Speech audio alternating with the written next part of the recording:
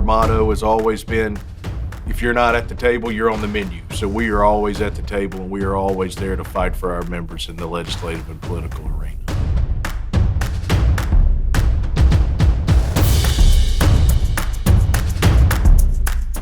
Our union is very fortunate to have the most active membership of any labor union in America.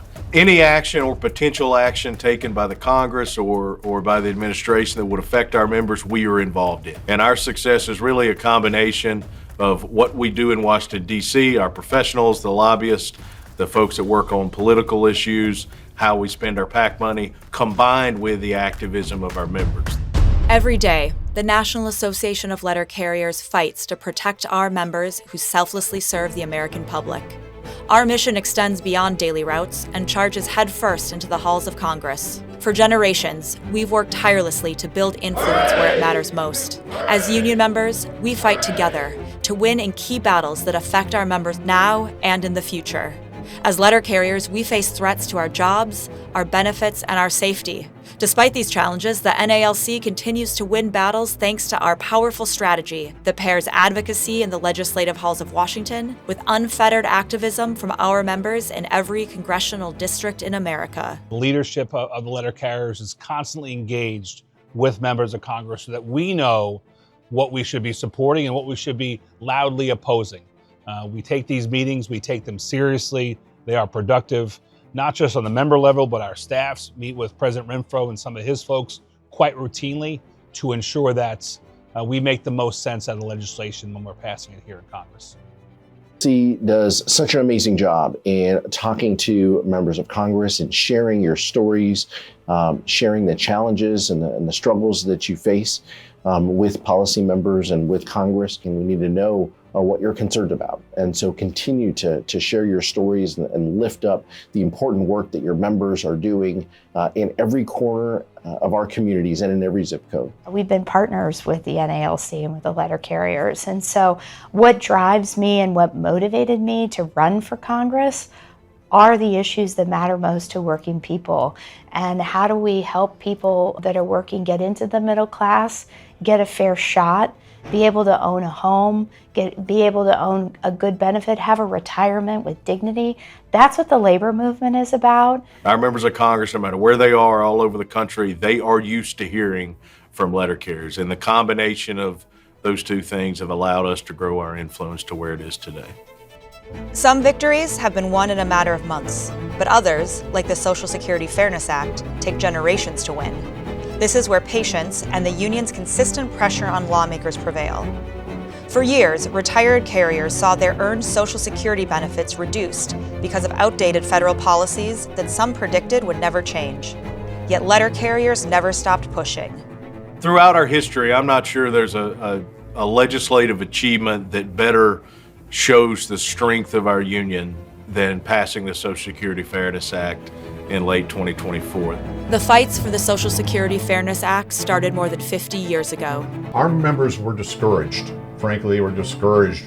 Why do we contribute to the letter carrier political fund when we're not getting anything out of it? I'm still losing my Social Security benefits. We never took no, and we continued to push forward and continue to push forward. It's really a story of perseverance by letter carriers, by the leadership of our union through multiple generations, the activism of our members in every state and every congressional district around the country over the course of several decades. As a new administration came in promising a series of executive orders that would threaten the existence of the Postal Service, the NALC was ready for battle. When we kicked that rally off in mid-February, we knew fights were coming, but we did not know that they were coming as quickly as they did. Once we confirmed this with the Postal Service and spoke to leadership at the Postal Service, their attitude, frankly, at the time was, this is a done deal. They're going to ruin this great institution. And I said, to hell they are. So then very quickly planned an event that really is unprecedented in our union's history. We had almost 300 rallies around the country in separate locations on March 23rd to really make clear that this is something that is bad for us, it's bad for the Postal Service, it's bad for the people that we serve. And those rallies generated a lot of local media attention, really raised awareness about this issue. We had our members contact the Speaker of the House to express that this was not a good move, and so many of our members did that they decided to shut the phone line down. This administration has been trying to chip away at other public services, but they've tried to target specifically the United States Postal Service. And I thought immediately speaking out against this, I was really proud to lead a letter to this administration with over 160 other members of Congress to say, hell no to privatizing the Postal Service. One of the things I think that is a really critical bipartisan initiative of the Postal Service Caucus is to fight back against these privatization efforts and get back to the real work at hand, which is supporting our universal service obligations, supporting our workforce, strengthening the United States Postal Service, and move away from the bad ideas that were coming out of the initial, when the Trump administration first came in. Since then, this executive order idea has not reared its ugly head once again, thankfully, but it's something that we have to continue to watch. DOJ may be settling on its next targets, Amtrak and the U.S. Postal Service. In early 2025, another challenge emerged. As discussions surrounding government efficiency initiatives expanded, questions arose about the future direction of mail delivery and postal services. The NALC stayed focused on its North Star, protecting letter carriers and protecting the integrity of the Postal Service. We worked closely with Postal Service leadership and after months of persistent conversation, secured agreements that shielded letter carriers from the changes being proposed. Then, in March 2025, Postmaster General Louis DeJoy resigned. His departure highlighted a larger reality. Powerful interests continue to compete over the future of the nation's mail and parcel delivery network.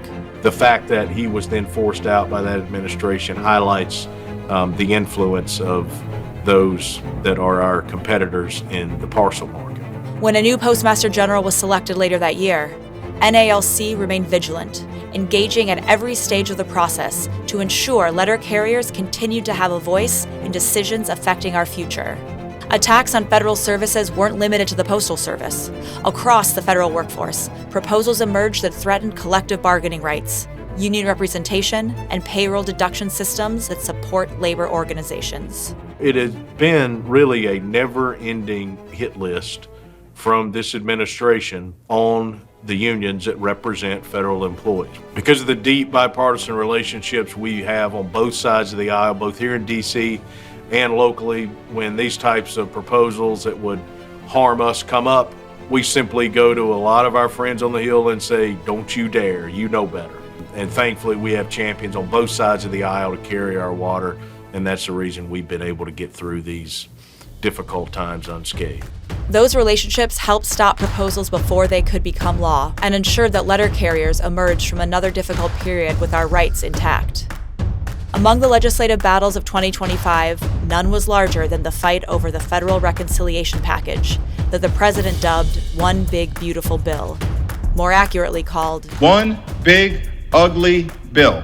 The stakes were enormous. Provisions within the legislation threatened benefits that federal employees and postal workers had earned over decades of service. The One Big Beautiful Bill, this whole reconciliation process, at least in the 16 years or so now that I have been at NALC headquarters, was the biggest fight that we've had. We've had a lot of fights over the years, but I don't think we've had any quite like this. NALC immediately engaged lawmakers in both chambers of Congress. It included a provision stripping away a special annuity supplement for federal retirees.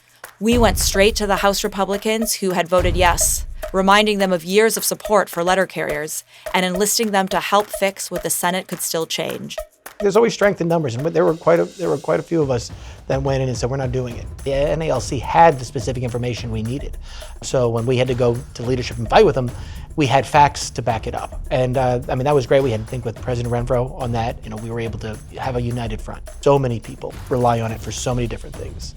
And you can't take that reliability away. Now, I know you can't go back and change your vote, but you better do everything you can to go tell the Senate that they better fix it, and that's exactly what they did.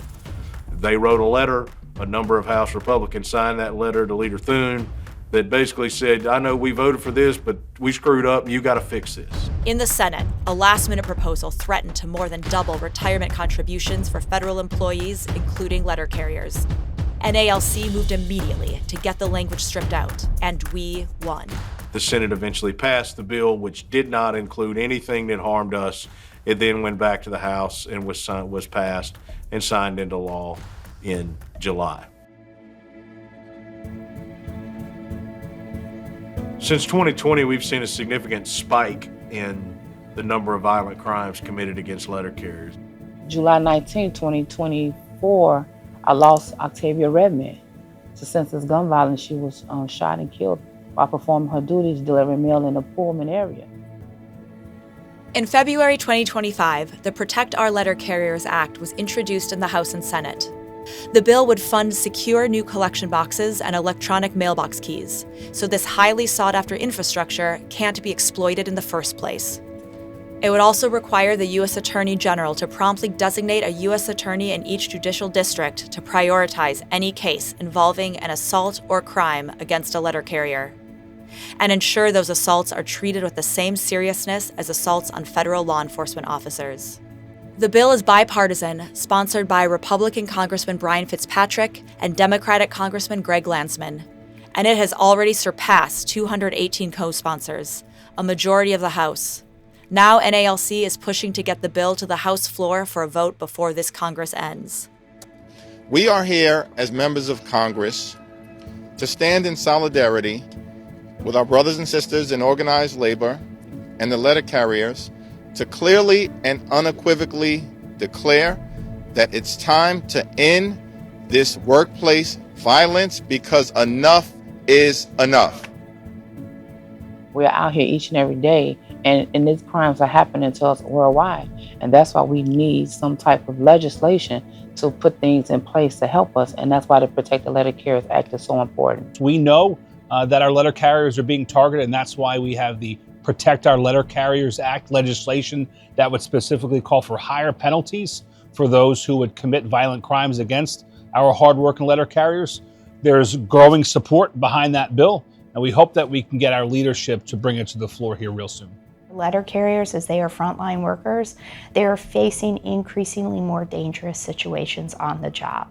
And so we need to honor that, respect that, and do things to ensure that their workplaces are as safe as can possibly be. This piece of legislation is critical to us as the Postal Service Caucus. It has bipartisan support. It is a priority. And we're going to continue to work with the NALC to make sure that we get it done. Whether we're protecting retirement security, defending collective bargaining, preserving the Postal Service, or ensuring the safety of every letter carrier, our fights may change, but our mission never does.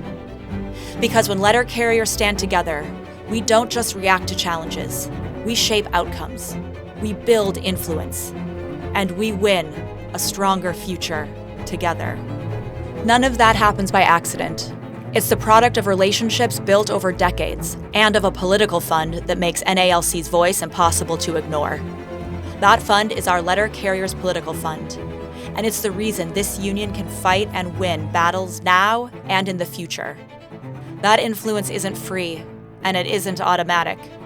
It exists because letter carriers choose to invest in it year after year. Our relationships and influence with the leadership of both parties, both in the House and the Senate, is something that we leverage when we need to. There may be some member of Congress up to some nonsense with some proposal that would harm us. Once the leadership finds out about it, they say, oh no, we're not gonna mess with that. That's the type of influence that we've created and that we continue to leverage and build those relationships, whether it's to advance legislation or whether it's to defeat things or proposals that are negative. Those that are in control of what each party does in Congress and therefore control what actually happens on the floor are the place where our influence is most effective and really most important. Our success is based on strength. It's based on influence. It's important that for us to continue to grow that network, we grow our activism, we grow the people that we have working in DC, the people that we have working out in the field, but also that we grow our letter carrier political fund. The simplest thing that any member of NALC can do to help protect their job in this legislative political arena is make a small contribution to the letter carrier political fund through payroll deduction out of every paycheck. Our PAC is big for a union of our size. That's with only about 13% of our members participating in it. If 87% of our members knew about these fights and we told them how easy it was to contribute, there's no question that that 13% number would rise. And the way things work in this system in this country is the more money you have to spend in that political arena, the more influence you have, whether we like it or not.